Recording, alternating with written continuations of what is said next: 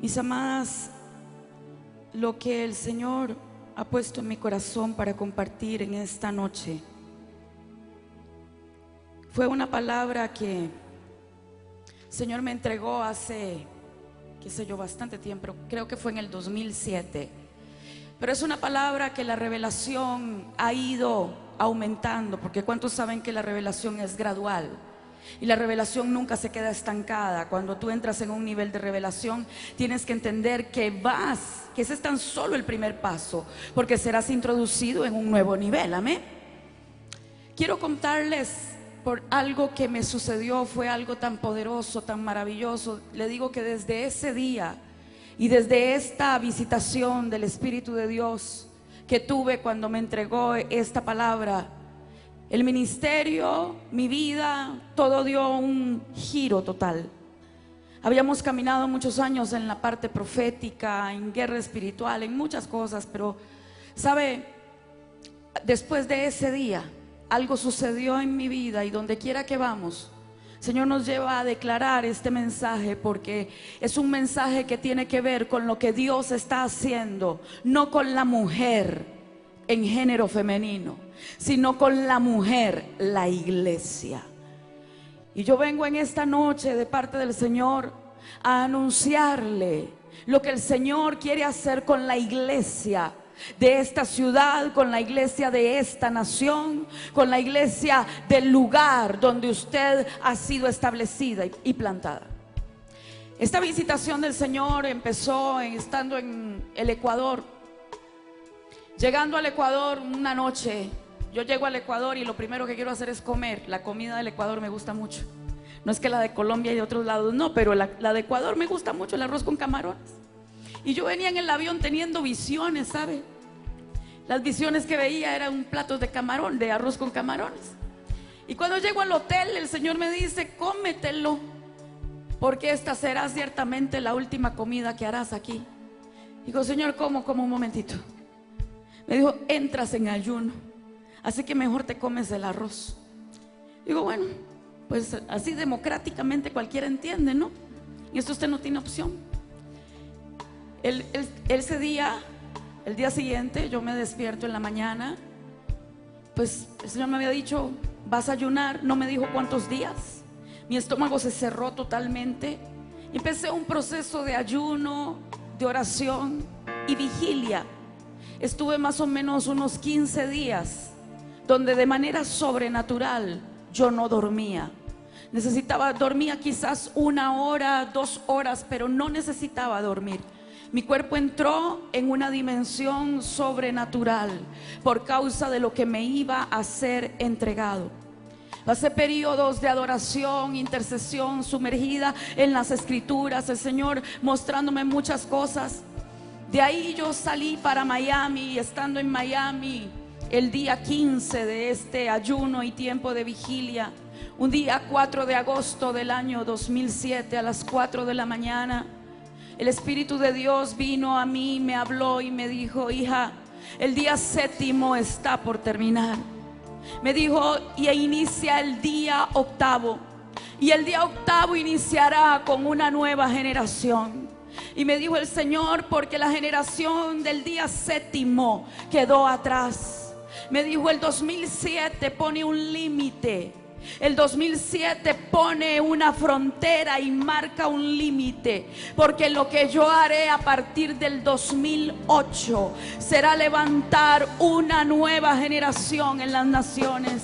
Me dijo: el 2008 inicia un año profético, que no será un año del tiempo de los hombres, no será un año de 365 días. Me dijo: será un año que comprenderá muchos años o varios años de los tiempos de los hombres. Me dijo: 2008 inicia con la generación del 8º día.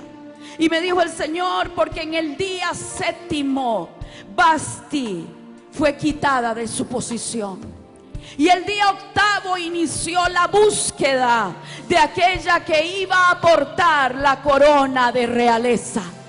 Y me dijo el Señor esto, y me dijo: profetiza porque la corona le está siendo quitada a Vasti. En el 2007 me dijo el Señor, muchos que tuvieron la corona de realeza no la tendrán más sobre su cabeza.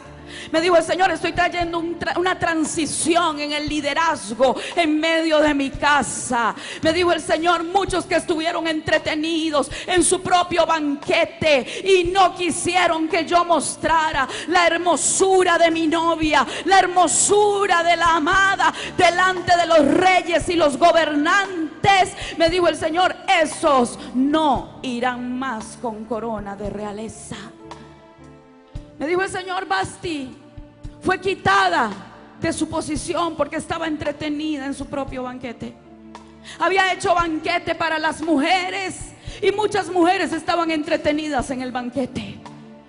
Lo que Vasti no sabía y lo que Vasti no entendía es que ella no había llegado al trono, no había llegado a ser la reina tan solo para lucir una corona y tener un banquete de vez en cuando con las mujeres. Ella había llegado al reino para que el rey se regocijara mostrando la hermosura de su novia, de su esposa, delante de los gobernantes de las naciones.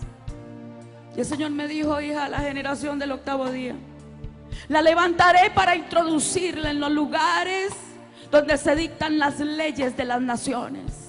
La voy a introducir en los palacios, la introduciré en los congresos, la introduciré en las casas de gobierno, porque a Esther la voy a usar en este tiempo, me dijo el Señor, para cambiar las leyes de muerte de las naciones y levantar leyes de vida y decretos de restitución. Me dijo el Señor, levantaré a Esther para juzgar al príncipe de Persia. Levantaré a Esther para juzgar al príncipe de Persia que ha dominado sobre la política en las naciones. Me dijo, levantaré una iglesia a la cual ungiré con tal poder y tal autoridad que les daré autoridad sobre los poderes de la muerte. Y me dijo el Señor, Persia era un sistema de muerte, pero Esther estuvo ungida para poder confrontar las leyes de muerte. Me dijo el Señor esto. Hoy en día las naciones establecen leyes de muerte y la iglesia clama y la iglesia ora. Señor, no queremos leyes de aborto. Señor, no queremos leyes de esto, no queremos leyes de lo otro, no queremos la aprobación de esta ley. Lamentablemente, parece ser que se ha orado mucho, porque hemos sido muy buenos para orar. Hemos sido tremendo, la iglesia ha sido tremenda en el área sacerdotal, pero ¿sabe qué le ha faltado a la iglesia? Conocer y entender el área de la realeza. Es que el rey no pide, el rey decreta, establece, y como decreta y establece, así tiene que ser ejecutado.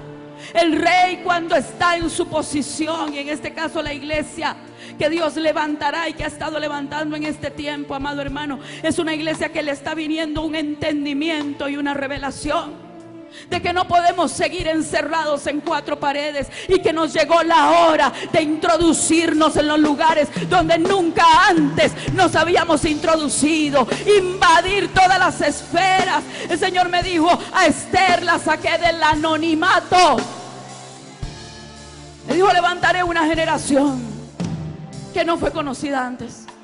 Los sacaré, me dijo el Señor, de lo cotidiano, de lo natural. Me dijo, muchos ministros serán sacados en este tiempo de lo cotidiano, lo natural y lo humano, y los voy a introducir en el palacio, a darle tratamiento de realeza. Dice la escritura, perdóneme que no me vaya a leer todas las escrituras, yo quiero fluir en esta noche conforme el Espíritu, y que el Señor nos lleve en esta noche a entender el poder, la autoridad y la responsabilidad que tenemos como parte de la iglesia en una nación. Yo quiero decirle que usted no fue traída a este congreso durante estos días para que usted diga, ay, voy a ir al congreso para que Dios me hable y me ayude, y que el Señor me dé una palabrita, a ver qué hago yo con mi vidita. Usted ha sido traída aquí porque la van a posicionar. Usted ha sido traída acá para tener un cambio de mentalidad. Usted ha sido traída aquí para que de la esfera del anonimato usted sea establecida en la posición de aquellos que tienen corona y que tienen vara de mando en su mano. El Señor me dijo: Esther es una generación surgida del anonimato, pero que tiene entendimiento de adopción. Esther fue una mujer que conocía lo que era la adopción. No se puede ejercer autoridad si tú no has entendido tu origen y la paternidad que está sobre ti. No puedes ejercer autoridad. Una de las grandes carencias de la iglesia es que no ha entendido que es hija, porque no ha conocido la adopción. Pero esos días se están terminando. Los días donde la gente venía a la iglesia, ay, como en la actitud del mendigo, un milagrito, una ayudadita, Señor. Esos días se están terminando, porque en este tiempo se levantarán aquellos que tienen la dignidad de los reyes, los que saben que son linaje real, real sacerdocio para ejercer autoridad en las naciones. Aquellos que se han dado cuenta que no son cualquier cosa, que no son ciudadanos de segunda clase, sino que tu nación y mi nación deberían de sentirse orgullosos que nos hayan puesto en esa tierra, porque somos dignos representantes del Rey de los Reyes, del Dios que hizo, que creó todas las cosas, que somos sus embajadores, pero también somos sus hijos y sus hijos herederos juntamente con Cristo. El Señor me dijo: Esther conoció la adopción. Y al conocer la adopción fue educada e instruida por Mardoqueo, que es un tipo de mi espíritu. Porque Esther hacía todo lo que Mardoqueo le decía. ¿Pero por qué? Porque Mardoqueo la había criado. El Señor me dijo: ¿sabes por qué mi iglesia no obedece? Porque no se han dejado educar por mi Espíritu Santo. Me dijo el Señor: en este tiempo yo quiero trabajar en medio de mi pueblo, en todas las áreas, aún en la educación. Me empezó a hablar hasta de los modales, hermano. El Señor me habló, me dijo: yo voy a refinar. Necesito refinar a unos cuantos. ¿Tú no te has preguntado por qué el Señor nunca mandó a Pedro a hablarle a los gobernantes? Pues hubiera tenido colección de orejas. ¿Sabe lo que hizo el Señor? Levantó a Pablo. ¿Por qué? Porque Pablo tenía la capacitación, tenía la instrucción, sabía cómo comportarse delante de un rey. Te voy a decir algo: el Señor está educando gente en medio de su pueblo, que los va a llevar a lugares de gobierno y autoridad, a ser de influencia en medio de las naciones. Cuando usted los vea levantándose, no diga como los religiosos: la iglesia no se mete en política. Entonces Dios puso a pecar a Daniel, y Dios puso a pecar a José cuando los introdujo, no en el gobierno de Colombia ni en el gobierno de Costa Rica, en el gobierno de Egipto y en el gobierno del sistema babilónico. Pero ¿sabe por qué Dios levanta a Daniel y levanta a José? Dios va a introducir gente dentro de los sistemas babilónicos y dentro del sistema egipcio, pero gente que tiene la capacidad de soñar. Pero no solamente tienen la capacidad de soñar, tienen la capacidad de interpretarle los sueños a Dios. El Señor me dijo: hija, yo tengo sueños, yo tengo anhelos. Me dijo: ¿sabes lo que es un adorador? Le dije: mira, te podría dar tantos conceptos de un adorador, pero la verdad que siempre que te digo algo al final termino equivocada. Mejor te digo que no sé. Me dijo: dime tú, ¿qué es un adorador? Me dijo: hija, un adorador es aquel que yo no le doy una orden ni le doy un mandato. Un adorador tiene la capacidad de entrar en mi corazón y descubrir el anhelo y el deseo que yo tengo. Yo no le tengo que decir que haga algo. Él tan solo entró, escuchó el palpitar de mi corazón y salió de mi corazón corriendo a poner por obra lo que descubrió que yo tenía. Me descubren los secretos. El Señor me dijo, un adorador son como aquellos 3 valientes de David, que cuando David dijo, ¿quién me diera a beber un poco de agua del pozo de Betlehem? Él no dijo, valientes, esto es un decreto real, vayan y me consiguen el agua del pozo de Betlehem. No, él expresó un deseo. Y unos que tenían entendimiento escucharon el deseo del rey, y no les importó pasar la guarnición filistea, no les importó arriesgar su vida. Habían escuchado el deseo del corazón del rey y estaban dispuestos a arriesgarlo todo, a morir si tenían que morir, pero es que le iban a dar a beber al rey del agua que él anhelaba y que él deseaba. El Señor me dijo, yo tengo un anhelo y un deseo, y esta generación la voy a levantar para que me entreguen los pozos de agua de las naciones. Pozos de agua de tradición, pozos de agua religiosos, pozos de agua que son defendidos hoy por samaritanas que pelean más el pozo y que luchan por el pozo porque no han entendido lo que significa la verdadera adoración en espíritu y en verdad. Me dijo el Señor, la iglesia ha estado en muchos lugares como era la samaritana, no conociendo mi visitación, no conociendo que yo he estado hace mucho tiempo, me decía el Señor, he estado en el pozo de muchas denominaciones, pero ha estado la iglesia ahí defendiendo el pozo, peleando por el pozo. ¿Acaso no sabes que yo no te puedo dar de beber? ¿Acaso no sabes que nosotros no nos podemos juntar? El artículo tal, el estatuto tal de la denominación dice que como tú te maquillas, te pones pantalones, tú no puedes estar conmigo, porque aunque nos lavó la misma sangre, pero es que la denominación es mayor, el pozo es mayor.